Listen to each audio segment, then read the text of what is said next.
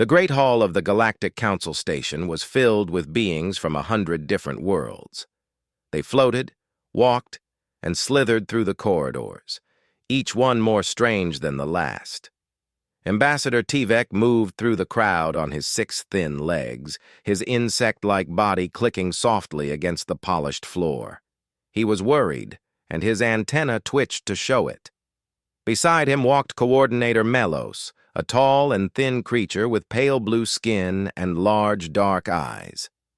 Melos belonged to the Fen, a species known for their love of rules and their hatred of anything messy. Right now, Melos looked like he had swallowed something sour. "I still do not understand why we must work with them," Melos said quietly. "The humans are barely civilized. They eat flesh. They fight each other for entertainment. Their planet tried to kill them every single day, and somehow they survived." Tivek made a nervous sound. "The Council voted. Humanity has been accepted. We must treat them as equals." Equals. Melos almost laughed. "Their world is classified as a death planet. Category 12. Do you know what lives on a Category 12 world? Monsters, predators, diseases that would kill us in hours, and somehow humans became the dominant species. What does that tell you about them?" Before Tivek could answer, an alarm began to sound. Red lights flashed across the walls. Both aliens froze as a voice spoke over the station's communication system. "Emergency signal received. Science Station Seeker's light is under attack. All available ships respond." Tivek felt his hearts begin to beat faster. Under attack? By whom? They hurried to the command center where dozens of council officers were already gathered around a large display screen. The image showed a small research station floating in the darkness of space. Around it, like hungry insects around a dying animal, were ships. Dozens of them. Their hulls were covered in organic-looking plates, and they moved in a way that made Tivek feel sick. "Kreth," someone whispered. The word spread through the room like a disease. The Kreth were nightmares given form. They were scavengers, but not the kind that waited for things to die. They were the kind that made things die first. Their ships were part machine and part something alive. Nobody knew where they came from. Nobody wanted to know. "How many scientists are on that station?" Melos asked, his voice shaking. 43, an officer replied. "Mostly Valen and Fen researchers. They have sealed themselves in the central laboratory, but the Kreth will break through eventually." "Then send help. Send the peacekeeping fleet." "The fleet is 3 weeks away." The room fell silent. 3 weeks. The scientists would be dead in 3 days, maybe less. Tivek felt despair settle over him like a cold blanket. Then he noticed something on the display. A small icon blinking at the edge of the screen. A single ship, much closer to the station than any other. "What is that vessel?" he asked. The officer checked his console. His face changed. "That is the Defiant Echo, a human frigate. They are only 6 hours away." Melos made a sound of disgust. "Humans? We cannot send humans. They will make everything worse. They will turn this into a bloodbath." "They are the only option," Tivek said quietly. "Contact them." The message was sent. The response came within minutes. A human female appeared on the screen. She had dark hair pulled back from her face and calm brown eyes that seemed to look right through the display and into the room itself. "This is Captain Una Park of the Defiant Echo," she said. Her voice was steady, like a rock in a river. "We received your distress call. We are changing course now. We will reach the station in 5 hours and 42 minutes. Melos stepped forward. "Captain, you must understand the situation. There are over 300 Kreth. Your single ship cannot possibly—" "I understand the situation," Captain Park interrupted. Her voice did not change. 43 people need help. We are going to help them. Council observers are welcome aboard if you wish to document the operation." The transmission ended. Melos turned to Tivek with horror in his eyes. Did she just invite us onto a human warship? I believe she did. Then we must go. The Council needs to see what these creatures really are. 6 hours later, Tivek and Melos stood in the landing bay of the Defiant Echo, and Tivek understood for the first time what fear truly meant. The ship was wrong. Everything about it was wrong. The gravity pressed down on him like a giant hand, making each step a struggle. His species had evolved on a world where gravity was barely half of this. Humans lived in this crushing weight every moment of their lives. A young human female met them at the door. She was small and had a bright smile that seemed strange in such a terrible place. "Welcome aboard," she said cheerfully. "I am Ensign Somi Han. I will show you to your quarters and then give you a tour of the ship. Please let me know if the gravity is too strong. We can adjust it in certain areas." "That would be appreciated," Tivek managed to say. They walked through corridors made of metal and harsh light. Human crew members moved past them, nodding politely but never stopping. They were all so solid, so dense.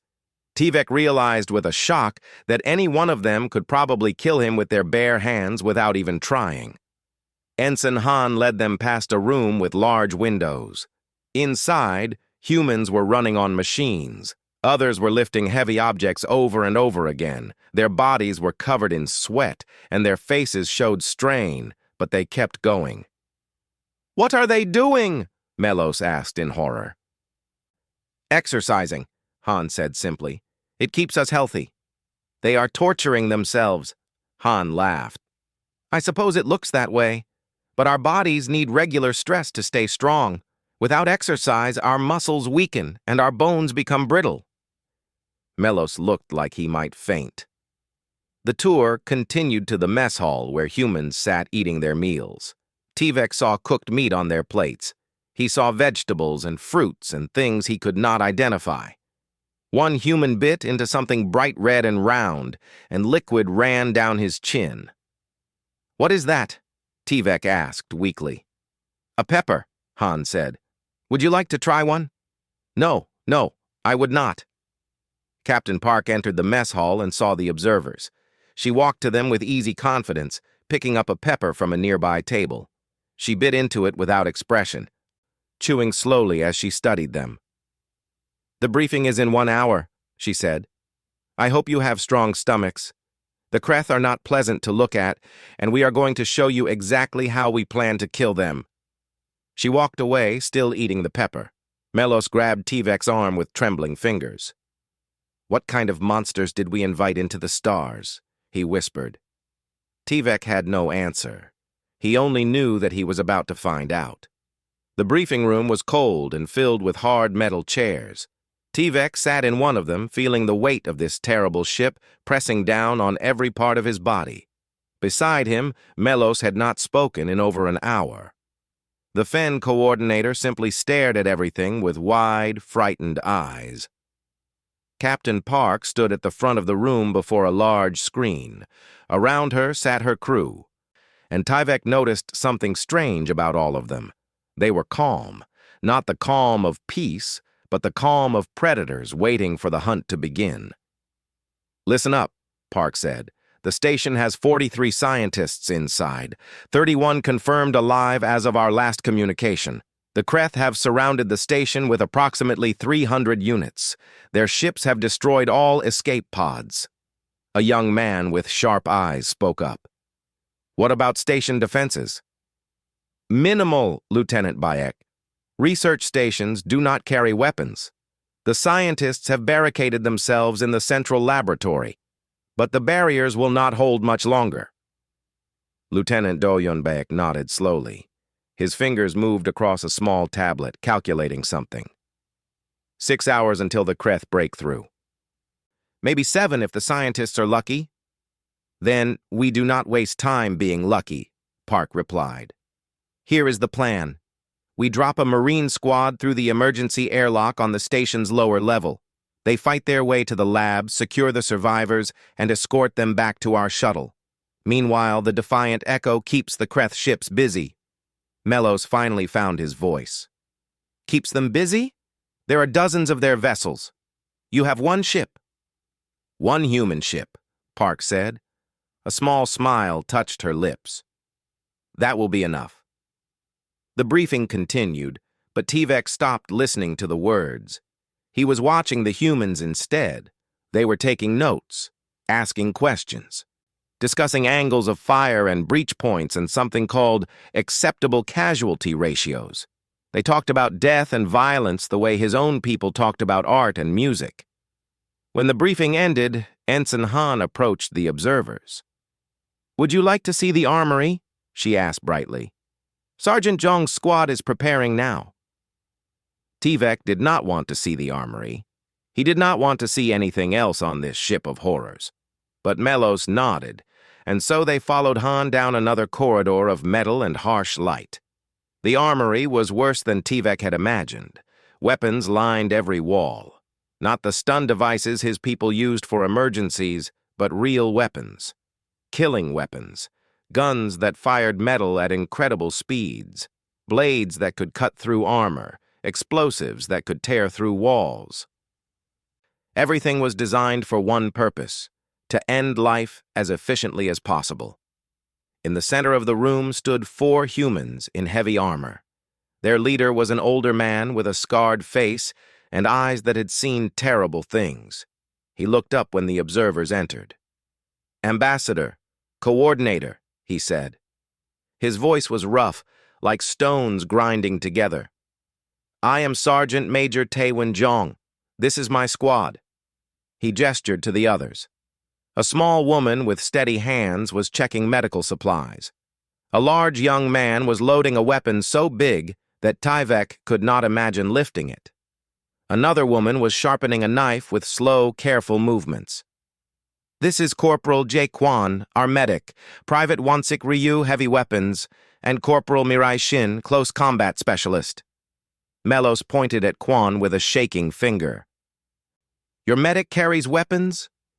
Kwan looked up and smiled.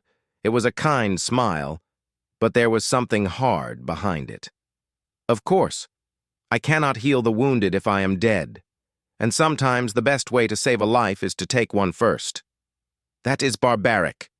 "That is survival," Kwan replied simply. She went back to checking her supplies. Private Ryu finished loading his massive gun and grinned at the observers.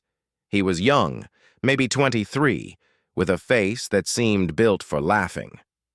"Do not worry, Ambassador. We are very good at what we do. The Kreth will not know what hit them." "You speak of killing so easily," Tivek said quietly. "Does it not bother you?" Ryu's smile faded slightly. "It bothers me. It bothers all of us. But there are people in danger, and we can help them. That matters more than how we feel about it." Sergeant Zhong stepped forward. "Ambassador, I understand that our ways are strange to you. My people evolved on a world that tried to kill us every day. We learned to fight because fighting was the only way to survive, but we do not fight because we enjoy it. We fight because sometimes fighting is the only way to protect the things that matter." He paused and looked at his squad. "We are going into that station to save 43 lives. Some of us might not come back. We know this. We accept this. Because that is what it means to be human." The tour continued to the medical bay, where Dr. Yoonji Lim was preparing for casualties. She was a warm-faced woman with gentle hands, but she spoke of injuries with the calm of long experience. "Humans can survive remarkable trauma," she explained. "We can lose limbs and live. We can have organs removed and live. Our hearts can stop beating for several minutes, and with proper care, we can be brought back. Our bodies are designed to endure damage and keep functioning." "How is that possible?" Melos asked weakly. "Evolution," Lim said. "Our ancestors faced constant danger. Those who could survive injuries lived long enough to have children. Over millions of years, we became very hard to kill." She showed them a human skeleton on a display screen. "Our bones are dense and strong. Our muscles can tear and heal themselves. Our blood clots quickly to stop bleeding. Our immune systems fight infections aggressively. We feel pain, but we can push through it when necessary. When necessary, Tivek repeated. You make it sound simple. It is not simple. It is very, very hard. But humans have always done hard things. That is how we survived. Later, Tivek found himself in the corridor outside the Marine quarters. He could hear voices inside laughing and talking. He did not understand how they could laugh when they were about to face death. Ensign Han appeared beside him. You look troubled, Ambassador. I am trying to understand, Tivek admitted. Your people are about to fight a battle against terrible odds. Some of them may die, and yet they laugh. They joke. They seem almost happy. Han was quiet for a moment. We are not happy about the fighting, but we are happy to be together. We are happy to have a purpose. And perhaps we are happy because we know that what we are doing matters. Even if it kills you? Especially then. Han smiled softly. There is a human saying, greater love has no one than this, that someone lay down his life for his friends. We do not know those scientists, but they need help, and we can give it. That makes them our friends in a way. The ship shuddered slightly. They were getting close to the station. Tivek looked at Han with new eyes. She was small and young and smiled too much, but behind that smile was something he was only beginning to understand. Something that made humans survive when other species would have given up. Something that made them run toward danger when all sense said to run away. You are very strange creatures, he said quietly. Han laughed. Yes, we are. But strange is not always bad, Ambassador. Sometimes strange is exactly what the universe needs. The intercom crackled. Captain Park's voice filled the corridor.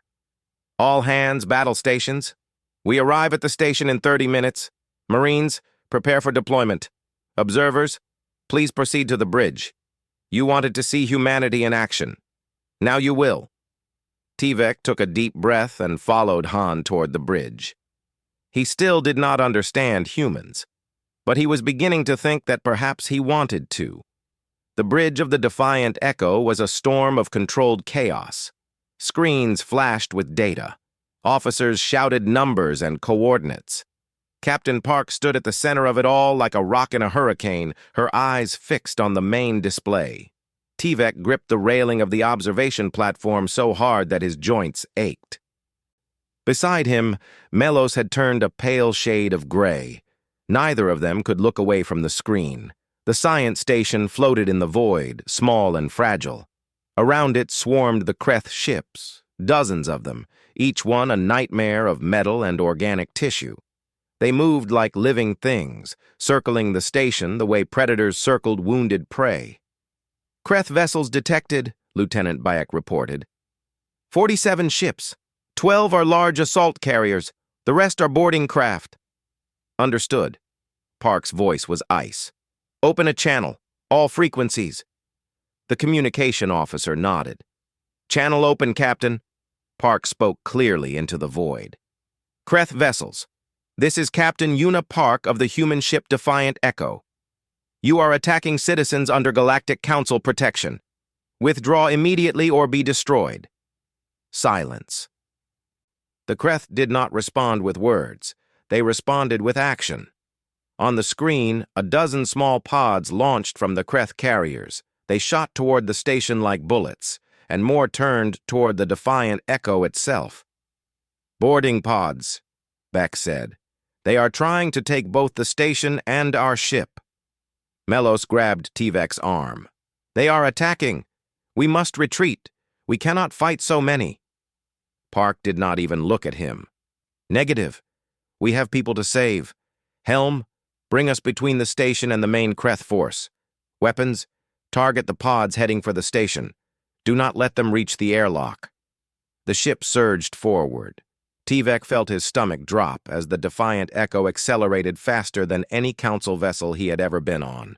The human ship dove into the swarm of Kreth like a knife into flesh. Guns roared. Light flashed. Kreth pods exploded one after another, their wreckage spinning away into the darkness. But more kept coming.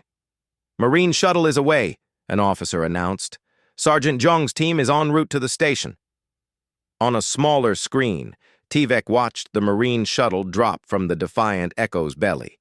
It was so small against the darkness, carrying only 4 humans toward a station filled with monsters. It was suicide. It had to be suicide. But the shuttle did not hesitate. It shot toward the station's lower airlock at full speed, dodging Kreth fire with movements that seemed impossible. "Sergeant Zhong, report," Park said. Zhong's voice crackled over the speaker. He sounded calm, almost bored. "Approaching the station now, Captain. Looks like the Kreth have already breached the upper levels. We are going in through the emergency airlock on Deck 7. "Understood. We will keep the ships busy. Get those scientists out." "Yes, ma'am." The shuttle reached the station and attached to the airlock with a heavy clang that Tivek imagined he could feel through the display screen. The Marines were inside now, 4 humans against hundreds of monsters. The main screen showed the Defiant Echo trading fire with the Kreth carriers. A hit shook the ship, and Tivek stumbled. Alarms began to wail. "Hull breach on Deck 4, someone shouted. "Kreth boarding pod has attached." Park's expression did not change. "Security teams to Deck 4. Seal all corridors. Lieutenant Bayek, give me targeting solutions on that carrier's weapon systems." "Already calculating, Captain." Tivek could not believe what he was seeing. The humans were fighting a battle on 2 fronts, inside and outside the ship, and they acted like it was nothing, like this was simply what they did. Inside the station, the Marines moved through darkened corridors. The helmet cameras fed images back to the bridge, and Tivek watched with growing horror as the team encountered their first Kreth. The creature burst from a side passage, all chitinous armor and bladed limbs. It was as tall as a human and twice as wide, with 6 legs and a head that was nothing but teeth and eyes. It screamed, a sound that made Tivek's antenna flatten against his head. Private Ryu fired first. His heavy weapon roared, and the Kreth exploded into fragments of shell and dark fluid. Ryu did not pause. He was already moving, already looking for the next target. "Contact," Sergeant Zhong said calmly. "Multiple hostiles ahead. Moving to engage." More Kreth poured into the corridor. The Marines formed a line and opened fire. Shell casings clattered to the floor. Monsters fell. The air filled with smoke and the smell of burning. Corporal Quan saw movement to her left. A Kreth was trying to flank them, climbing along the ceiling with terrible speed. She dropped her rifle, drew her pistol, and shot it twice in the head. Then she picked up her rifle and kept moving without breaking stride. "There are so many," Melos whispered. His voice was barely audible. "How can they keep fighting?" Tivek had no answer. He watched Corporal Shin engage a Kreth in close combat when her gun jammed. She moved with a speed that seemed impossible, her knife flashing in the emergency lights. The Kreth was larger, stronger, armed with natural weapons that could tear through metal. Shin killed it in 4 seconds. Then he saw Sergeant Zhong take a hit. A Kreth blade caught him across the arm, cutting through his armor and into the flesh beneath. Blood sprayed across the corridor wall. Zhong grunted, stepped back, raised his weapon with his good arm, and shot the Kreth in the face. "Sergeant, you are wounded," Quan said, moving toward him. "Later!" Zhong's voice was tight with pain, but steady. "We keep moving. You are bleeding badly." "Then I will bleed. We have a mission." Quan hesitated for only a moment. Then she pulled a bandage from her kit, wrapped it around Zhong's arm while he covered the corridor, and tied it tight. The whole process took 10 seconds. They were moving again before the blood had stopped flowing. Tivek felt something cold settle in his chest. He had seen council soldiers before, peacekeepers trained for minor conflicts. He had never seen anything like this. The humans felt pain. He could see it in Zhong's face, hear it in his voice, but they simply ignored it. They pushed through it. They kept fighting as if their bodies were tools that could be broken and still used. The Marines reached a sealed door. Behind it, according to the station's systems, were the survivors. Zhong tried the control panel. Dead. He nodded to Ryu, who stepped forward and attached something to the door. Breaching charge set. Everyone back. The door exploded inward. The Marines rushed through, weapons raised, ready for anything. They found 31 scientists huddled in the darkness. Velen, Fen, and other species, all of them terrified, some of them wounded. They stared at the blood-covered humans with wide eyes. Sergeant Zhong lowered his weapon slightly. Galactic Council, we are your extraction. We are getting you out of here. A young Velen scientist stepped forward. Her legs were shaking so badly she could barely stand. What? What are you? Private Ryu pushed up his visor and grinned. It was a terrible grin, covered in blood and smoke and the remains of monsters. We are from Earth, he said. Nice to meet you. Now let us move before more of those things show up. On the bridge of the Defiant Echo, Tivek finally understood. Humans were not monsters. They were something far more terrifying. They were survivors, and they had come to make sure everyone else survived too. The corridor was painted with death. Dark Kreth blood mixed with red human blood on the walls and floor. Emergency lights flickered overhead, casting everything in shades of crimson and shadow. Sergeant Zhong stood at the front of the group, his wounded arm hanging at his side, his weapon steady in his good hand. Behind him, 31 scientists huddled together like frightened children. Most of them had never seen violence before. Most of them had never even imagined violence like this. Now they walked through it, stepping over the bodies of monsters, trying not to look at what the humans had done. Movement ahead, Corporal Shin reported. Her voice was calm through the communicator. She was scouting the next corridor, moving like a ghost through the darkness. How many? Zhong asked. At least 20. They know we are here. They are setting up a blocking position. Private Ryu checked his ammunition. His massive weapon had chewed through most of his supply. I have maybe 50 rounds left, going to need to make them count. Corporal Quan was moving through the group of scientists, checking their wounds. A Fen researcher had a deep cut on his side. She cleaned it, sealed it with medical foam, and gave him a shot for the pain. Her hands never shook. Her expression never changed. Can you walk? She asked. The Fen nodded weakly. Good. Stay in the middle of the group. If you feel faint, grab onto someone. Do not fall behind. On the bridge of the Defiant Echo, Tivek watched all of this through the helmet cameras. The ship shook around him as Captain Park fought her own battle against the Kreth fleet. Another alarm sounded. Another impact rocked the deck. Hull breach on deck 2, Lieutenant Bayek reported. Damage control teams are responding. We have Kreth boarders in sections 12 through 15. Seal those sections, Park ordered. Vent atmosphere if necessary. I will not lose this ship. Captain, if we vent atmosphere, we will kill the boarders, but we will also lose those sections until we can repair them. Then we lose them. The mission comes first. Melos made a choking sound beside Tivek.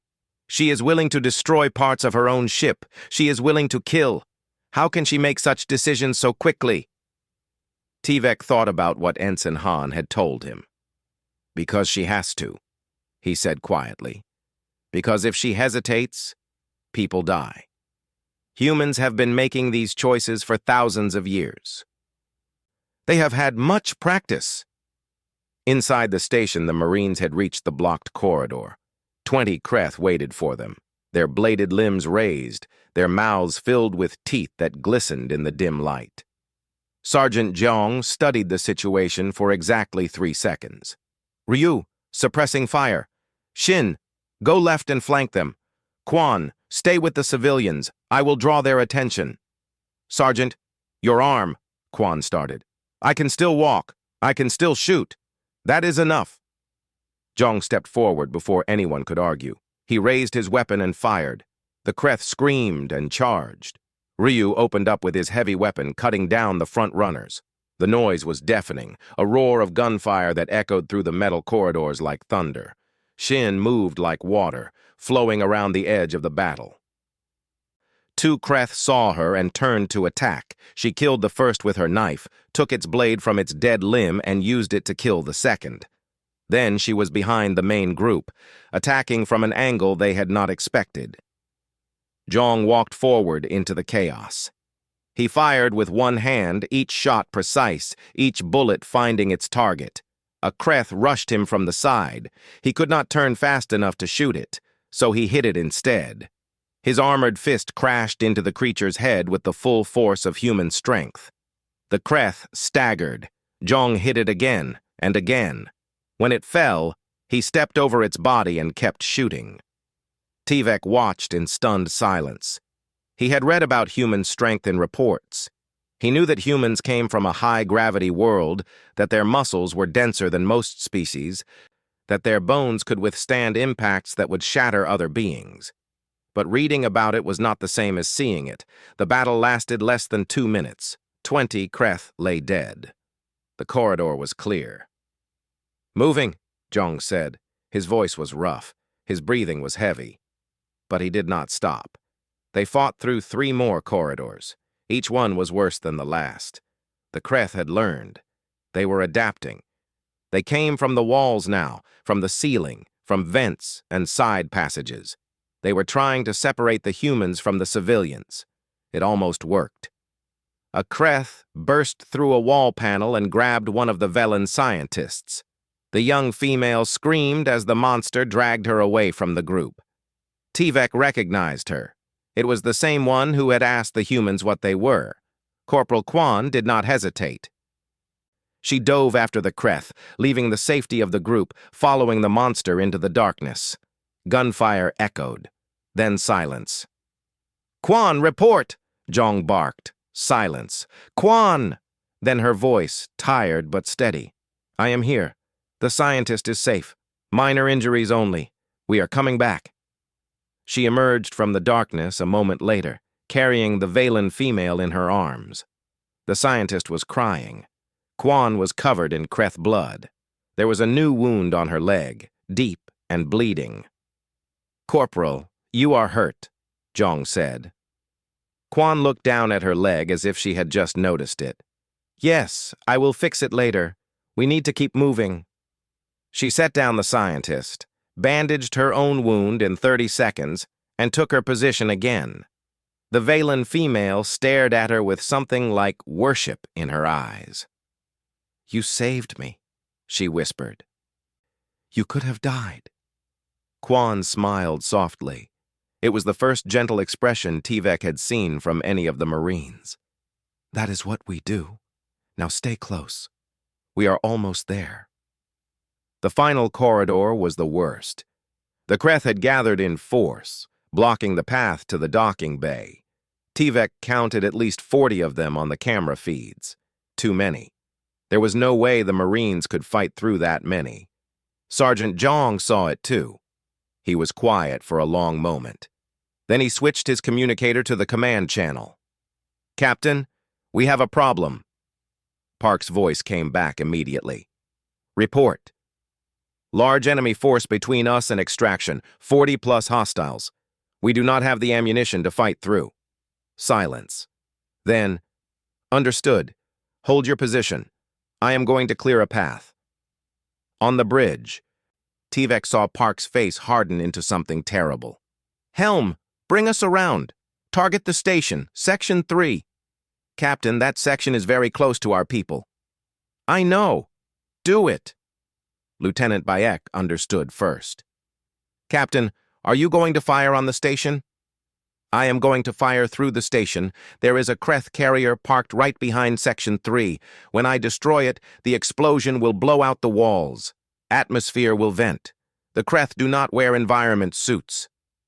"But our Marines are close to that section. The blast could reach them." "Then they had better take cover." Park looked at the screen with cold determination. "Sergeant Zhong, you have 30 seconds. Get your people behind something solid.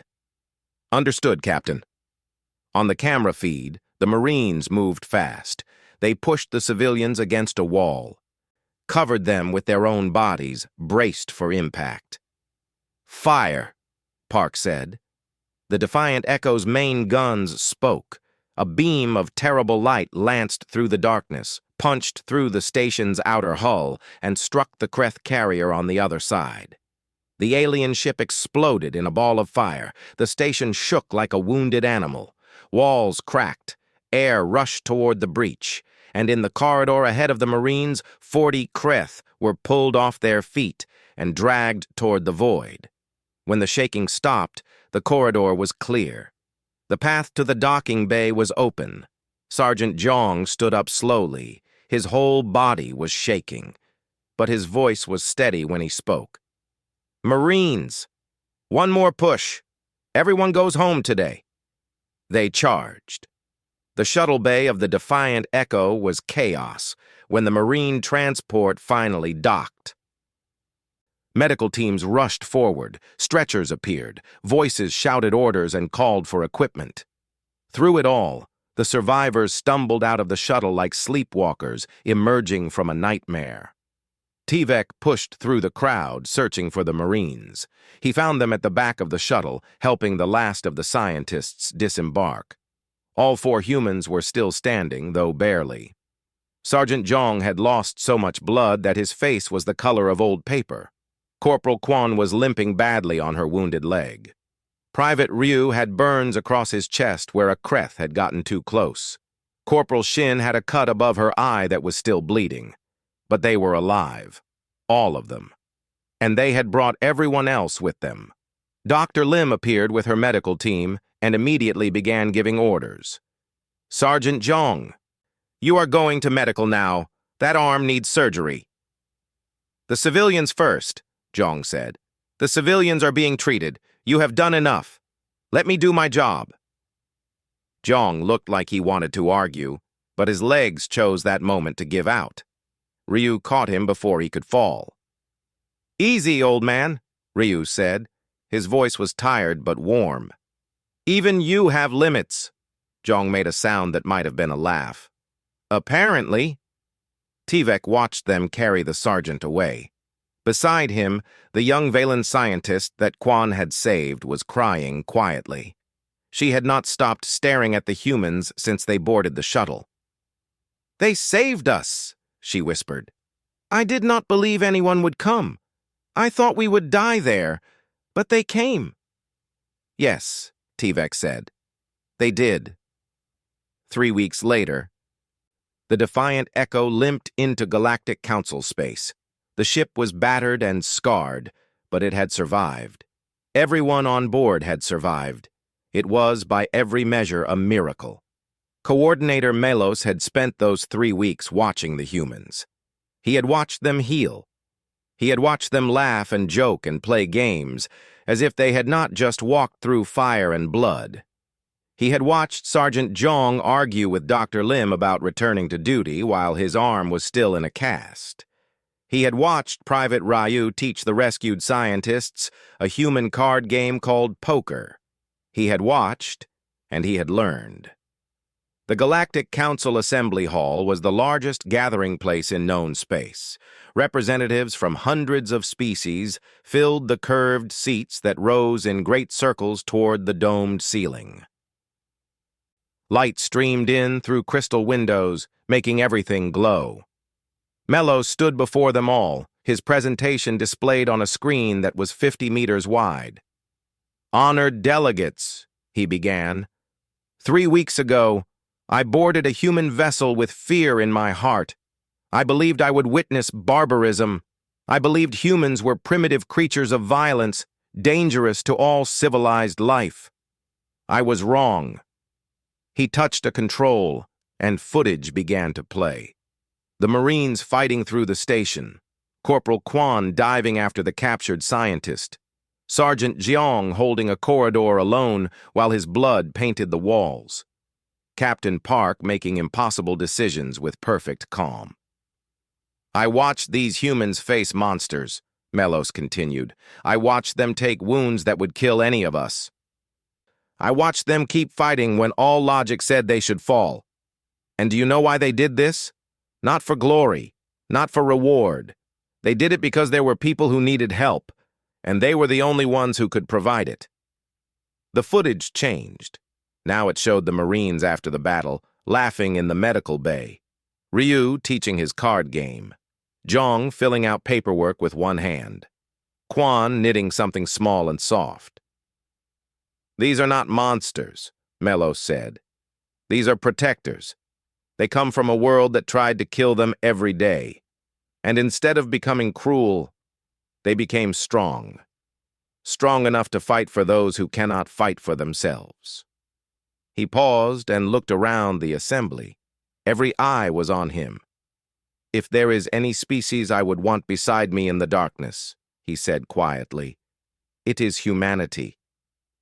Not because they are dangerous, though they are, but because they choose what to be dangerous toward. And they have chosen to stand between us and the things that hunt in the void. The assembly was silent.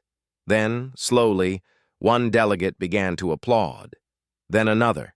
Then 100 more. The sound rolled through the hall like thunder. Captain Park was asked to address the assembly. She walked to the podium in her dress uniform, looking uncomfortable with all the attention. Tivek had learned that humans often preferred action to ceremony. I am not good at speeches, she began, so I will keep this simple. We did not save those scientists because we wanted thanks. We did not fight the Kreth because we enjoy fighting. We did it because it was the right thing to do, because we could. She looked around at the alien faces watching her. The galaxy is a big place. There is a lot of darkness in it. My people have spent our whole history fighting against darkness, whether it was predators on our homeworld or enemies of our own making. We are not proud of everything we have done. We have made terrible mistakes. We have hurt each other in ways I cannot describe. Her voice softened. But we have also learned. We have learned that the only way to survive is to stand together. We have learned that strength means nothing if it is not used to protect the weak. And we have learned that the universe does not need more warriors. It needs people who are willing to stand between the innocent and the dark. Captain Park straightened and looked directly at the assembly. Humanity will always answer that call, not because we are brave, not because we are strong, but because we know what it feels like to be small and afraid, and we will never let anyone face that alone. She nodded once. Thank you. The applause this time was deafening. 6 months passed. The Defiant Echo was repaired and returned to service. The rescued scientists went back to their families. The Galactic Council established a new mutual defense agreement with Earth. And Tivek wrote a long report about his experiences that became required reading in diplomatic schools across the galaxy. Then a new distress call came. A colony on the Outer Rim was under attack. Raiders had come from nowhere, burning everything they touched. The colonists had no weapons, no ships, no hope. The distress signal went out to the entire galaxy. Before any council species could respond, a voice crackled over the emergency channel. It was calm and confident, with an accent that Tivek had learned to recognize. This is the HSS Guardian Light responding to distress beacon. Hold tight, we are on our way. Then another voice. HSS Bold Fortune. Changing course to assist. ETA 4 hours. Then another. And another. Within minutes, a dozen human ships had answered the call. On the colony, the terrified survivors gathered around their communication station, listening to the human voices with tears in their eyes. Why are they coming? A young colonist asked. We are not human. We are nothing to them. An older colonist, a Valen who had studied human history, smiled through his own tears. Because that is what they do, he said. That is what they have always done. When there is darkness, when there is fear, when there is no hope left, the humans come. Not because they must, not because they are asked, but because they cannot imagine doing anything else. He looked up at the sky, where somewhere in the vast darkness, human ships were racing toward them. "The Deathworlders are coming," he said softly, "and now the raiders will learn what that means." Across the galaxy, for the first time in recorded history, the desperate and the frightened knew that help was coming. They knew that somewhere among the stars there were beings who had been forged in fire and blood and endless struggle, beings who had learned to turn their terrible strength toward protection instead of destruction.